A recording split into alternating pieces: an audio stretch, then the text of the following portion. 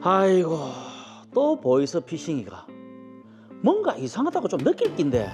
참, 이런 데나 쏟고 말이야. 한심하다 한심해. 아이야. 시간이 벌써 이렇게 됐나? 오늘은 단체 관광객이 들어온 날이니까 환전소가 잘 되겠지. 자, 빨리 출근 한번 해보자. 아이고. 자, 아이.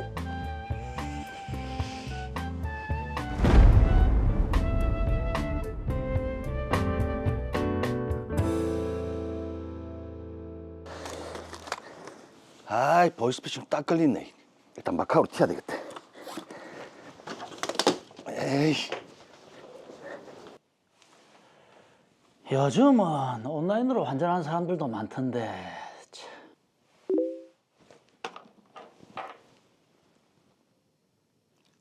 오, 60만 홍달? 그럼 한국 돈으로 한 1,500만 원 정도 되네.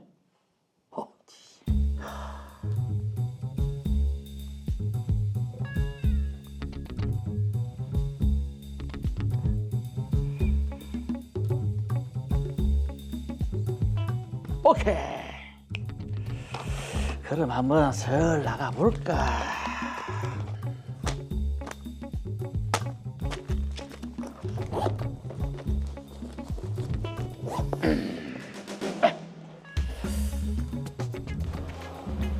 저 혹시 환전 요청하신 예, 맞습니다. 말씀하신 60만 홍달입니다. 네.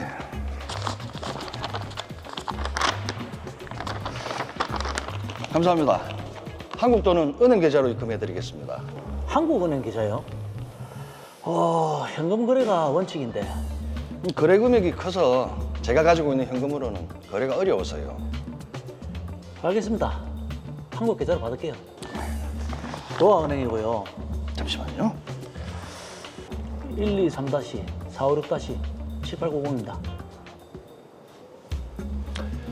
입금했습니다. 한 번에 안 돼서 두 분으로 나눠서 입금했습니다. 들어왔네요. 고맙습니다. 한 번에 왜 안 되죠? 뭐가 또 왔네. 전에 그 사람이네. 이번에는 2천만 원을 홍달로 환전해 달라고? 뭐지? 카지노에 땡기러 왔나? 나야 뭐 돈만 환전해 주면 되지.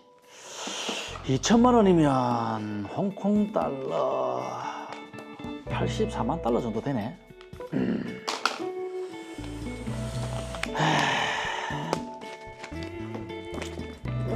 참.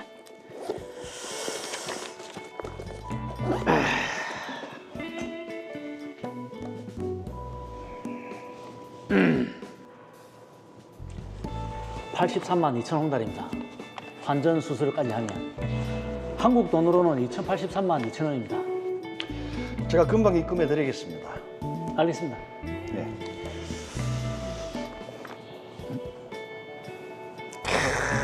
빠르네. 계산도 정확하고. 야, 맨날 이런 손님만 있었으면 좋겠네. 참. 헬로. 한국이네. 네. 예? 제 계좌가 지급 정지됐다고요? 오늘 거래한 게 문제가 됐다고요? 아니, 저는 그냥 환전하는 사람이라서. 예? 보이스피싱 범죄에 제 통장이 연루된 거라고요?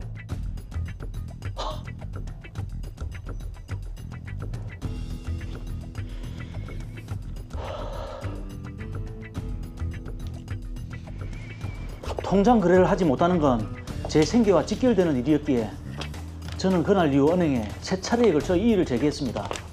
하지만 은행에서는 이를 받아들이지 않았습니다.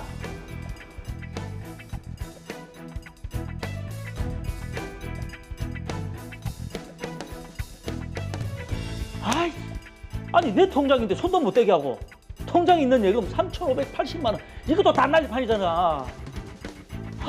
이걸 어떻게 해야 되노?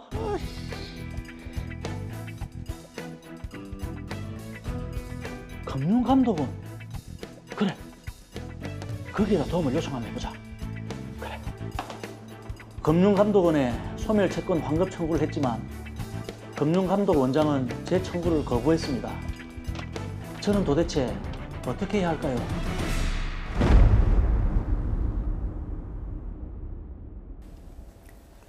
네, 양석진 씨가 처음에 그러셨잖아요. 또 보이스피싱이냐, 이런 데나 속고 참 한심하다라고 하셨는데 본인도 모르는 사이에 연루가 되는 것이 바로 이 보이스피싱 문제입니다. 그렇습니다. 예, 자 김영욱 변호사님, 먼저 이 사건의 쟁점부터 한번 짚어주시죠. 네.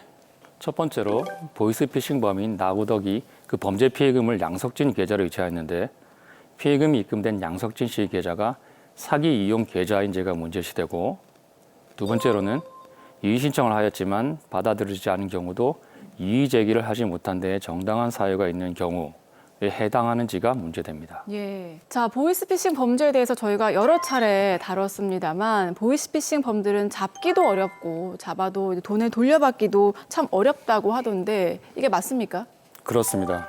보이스피싱 범죄는 조직화되어 있는데 대부분 수괴들은 해외에 있고 국내에 아르바이트할 사람을 모집하는 방식으로 자금 운반책을 구하기 때문에 해외에 있는 수괴들은 잡기 어렵습니다. 예. 국내에 있는 운반책들은 쉽게 검거가 되기도 하지만 그들은 아르바이트 모집에 응할 정도로 경제력이 없고 보이스피싱 범죄 피해금은 이미 해외로 송금된 경우가 많아서 피해금을 회수하기가 매우 어렵습니다. 근데 지금 이 사건을 보면 보이스피싱에 연루가 되면 계좌 거래가 정지되지 않습니까? 이러면 피해금을 좀 회수하기가 쉬워지는 거 아닌가요? 대부분은 그렇습니다. 전기통신금융사기 피해 방지 및 피해금 환급에 관한 특별법, 약칭 통신사기 피해 환급법이라고 하는데요. 2011년에 이 법이 제정되었습니다. 예. 이 법의 취지가 피해자를 보호하고 피해금을 신속하게 환급할 수 있도록 하기 위한 것입니다. 취지대로 피해금이 송금되기 전에 사기에 유용된 계좌가 지급 정지된다면 피해금을 환급받을 가능성이 매우 커지겠지요. 자, 지금 변호사님 말씀 중에 제가 하나 포착한 게 있습니다. 그건 내 담당인데 뭘 포착하셨어요? 오늘은 제가 한번 해볼게요. 자, 일단 피해금이 송금되기 전에 지급 정지가 된다면 환급 가능성이 높다. 그럼 만약에 피해금이 송금된 이후라면 지급 정지를 해도 환급이 어려울 수 있다. 이런 말씀 아니신가요? 네. 피해금이 송금되어서 그 계좌에 피해금만큼의 잔액이 남아있지 않다면 환급이 어렵겠죠. 네, 그럼 피해금이 송금되기 전에 좀 빠른 조치가 꼭 필요하겠네요. 자, 그럼 통신사기 피해 환급법에는 어떤 보호 조치가 있습니까?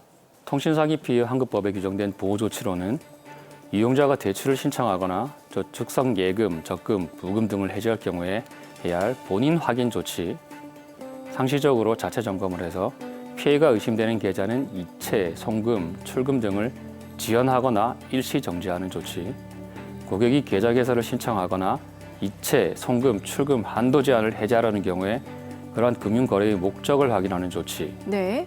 피해자나 수사기관이 요청할 경우 사기 이용 계좌의 지급을 정지하는 조치, 지급 정지 조치를 한 후에 채권 소멸 절차를 거쳐야 하는 조치, 예. 채권 소멸 후에 그 채권을 피해자에게 환급하는 조치 등이 있습니다. 사실 요즘 은행에 가면 이 거래를 하려고 하면 본인을 확인하거나 예. 아니면 거래 목적이 무엇인지 이렇게 따져 묻는 경우가 좀 있거든요. 그렇습니다. 근데 사실 지금 제가 들어봤을 때 가장 중요한 조치는 거래를 정지시키고 빨리 피해금을 환급받는 조치인 것 같은데 이게 어떤 조치인지 좀 자세하게 좀 설명을 해주시죠. 지급 정지 및 피해금 환급 조치는 자금을 송금 이체하도록 하는 행위나 개인정보를 알아내어 자금을 송금 이체하는 행위로 피해를 입은 경우 그 피해자가 금융기관에 사기 이용 계좌의 지급 정지를 신청할 수 있고, 또 자금을 교부받거나 교부하도록 하는 행위나 자금을 출금하거나 출금하도록 하는 행위로 인하여 피해가 발생한 경우에는 수사기관이 금융기관에 사기 이용 계좌의 지급 정지를 요청할 수 있습니다. 예. 만약 지급 정지 요청을 받은 금융회사로부터 다른 금융회사의 사기 이용 계좌로 이미 그 피해금이 송금 이체된 경우에는 지급 정지 요청을 받은 금융회사는 그 다른 금융회사에 대하여 필요한 정보를 제공하고 지급 정지를 요청하여야 합니다. 자, 그럼 지급 정지를 요청한 이후에는 이게 당연히 피해자에게 환급이 되나요? 그렇습니다. 금융기관에 지급 정지 조치를 행한 경우에 지체 없이 금융감독원에 계좌 명의인의 채권 소멸 절차를 개시하기 위한 공고를 요청하여야 하고, 금융감독원은 지체 없이 채권 소멸 절차의 개시에 관하여 공고하여야 합니다. 네. 또한 금융감독원은 지체 없이 계좌 명의인에게 채권 소멸 절차의 개시에 관한 사실을 통지하여야 합니다. 이때 채권 소멸 절차 개시 공고가 이루어진 사기 이용 계좌의 피해자이면서 채권 소멸 절차 개시 공고 전에 피해 구제를 신청하지 못한 사람은 금융회사에 대하여 공고일로부터 2개월 이내에 피해 구제 신청을 할 수 있고, 또한 수사기관도 추가 피해자와 피해금을 금융기관에 통지할 수 있습니다. 예. 그 후 채권 소멸 절차 개시 공고일로부터 2개월이 경과하면 채권이 소멸됩니다. 그럼 채권이 소멸되면 또 피해자에게 환급이 됩니까? 그렇습니다. 소멸된 날로부터 14일 이내에 피해 환급금을 지급받을 자 및 지급받을 금액을 결정하여 그 내역을 피해자 및 금융회사에 통지하여야 하고, 통지를 받은 금융회사는 지체 없이 피해 환급금을 피해자에게 지급하여야 합니다. 예. 만약 총 피해 금액이 소멸 채권 금액을 초과하는 경우에는 소멸 채권 금액에 각 피해자의 피해 금액의 총 피해 금액에 대한 비율을 곱한 금액으로 환급합니다. 그럼 이 보이스피싱 범죄 피해자라면 누구나 환급을 받을 수 있는 거죠? 네, 전기통신 금융 사기를 당한 사람은 누구나 이러한 보호 조치를 받을 수 있고, 대출의 제공, 알선, 중개를 가장한 행위로 피해를 입은 사람도 보호됩니다. 그러나 재화의 공급 또는 용역의 제공 등을 가장한 행위로 피해를 입은 사람은 제외됩니다. 네. 다만 몇 달 전 대법원은 대가 관계없는 편취는 재화의 공급 또는 용역의 제공 등을 가장한 행위가 아니다라고 판시해서 피해자가 보호받을 수 있는 범위를 더욱 넓히고 있습니다. 자, 지금 드라마 속의 양석진 씨는 이제 그런 조치를 통해서 통장 계좌가 거래 정지를 이제 당한 상황인데요. 자, 그런데 양석진 씨는 보이스피싱 범죄에 자신이 연루된 줄도 몰랐던 상황이거든요. 네, 맞습니다. 그래서 계좌 명의자인 양석진 씨는 지급 정지에 대해서 이의를 제기한 것입니다.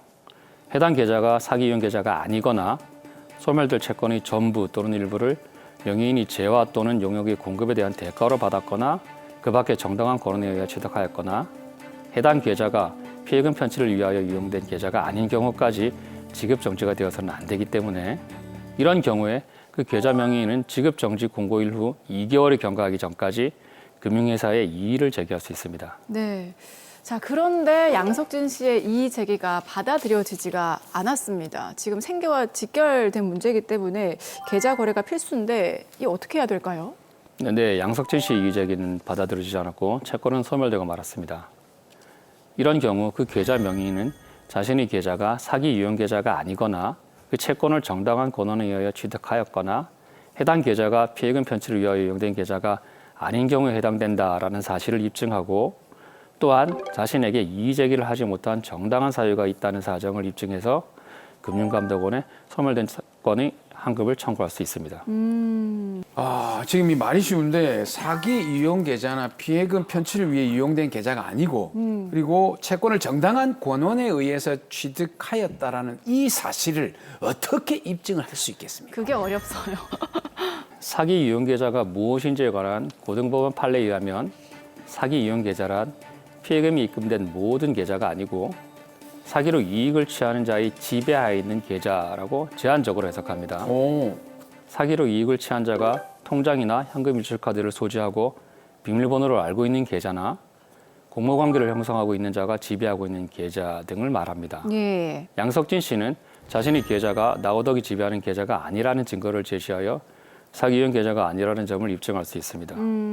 그리고 양석진 씨는 나우덕으로 받은 금원이 환전 서비스를 제공하고 그 대가로 받은 것이라는 증거를 제시하여 채권을 정당한 권한에 의하여 취득하였다는 사실과 자신의 계좌가 피해금 편취를 위하여 이용된 계좌가 아니라는 사실을 입증할 수 있습니다. 자, 그런데 이의를 제기하지 못한 데에는 정당한 또 사유가 있어야 한다라고 하셨는데 저희가 볼 때 지금 양석진 씨는 정당한 사유를 들어서 이의 제기를 하신 것 같거든요. 네, 그렇습니다. 양석진 씨는 이의 제기를 했지만 받아들여지지 않았는데요. 예. 이런 경우에 소멸채권 환급 청구를 할 수 있는지에 관해서 통신사기 피해 환급법에 규정된 바가 없습니다.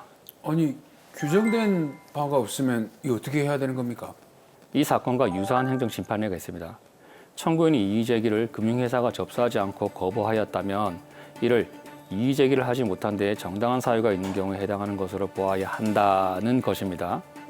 접수가 거부된 것을 이의 제기를 하지 못한 것으로 보고 금융회사 때문에 이의 제기를 하지 못하였으므로 이의 제기를 하지 못한 데에 정당한 사유가 있다라고 해석한 것입니다. 그렇다면 양석진 씨의 이의 제기가 거부된 것도 이의 제기를 하지 못한 데에 정당한 사유가 있는 것으로 볼 수 있으므로 양석진 씨 소멸채권 환급 청구는 받아들여질 것으로 판단됩니다. 자, 다소 뭐 복잡한 과정을 거치기는 하겠지만 그래도 다시 되돌려 받을 수 있다고 하니까 좀 범죄 혐의가 없다는 것을 적극적으로 소명을 하시고 또 다시 한번 환급 청구를 하시면 될 것 같습니다. 자, 갈수록 교묘해지고 있는 이 보이스피싱 범죄 마지막으로 시청자분들께 한 말씀 해주시죠. 보이스피싱 범죄가 날로 진화되고 있어 누구도 피해갈 수 없습니다. 혹시라도 범죄의 피해자가 되었다면 통신사기 피해 환급법의 보호 조치가 있다는 사실을 기억하셨다가 보이스피싱 범죄를 당하셨을 때 빠르게 보호 조치를 신청하면 피해금을 환급받을 가능성이 커집니다. 피해금을 환급받은 사례가 많이 있으니까 포기하거나 좌절하지 마시고 꼭 빠르게 대처하시고 보호 조치를 신청하시기 바랍니다.